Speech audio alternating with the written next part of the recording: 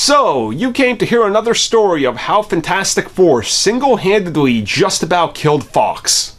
Well, Armin's here to tell you, because he's always willing to talk about the Fantastic Four. So as it turns out, Fantastic Four did a lot more damage than any of us thought possible. Not only did it ruin Trank's career, more or less, because it did, it ruined the Fantastic Four name forever, naturally, look at it, right? But it also took it a step further.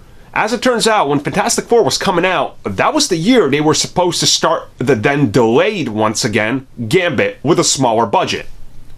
And Fox was like, cut down that budget.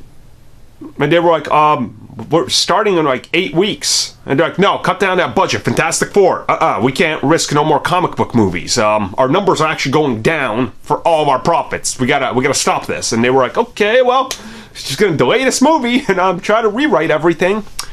But that wasn't the only thing. A bunch of other projects that were in development at Fox, riskier projects as well, all ended up being pulled because of that movie. Essentially, that movie is one of the biggest bombs in history of Fox. It really was that bad.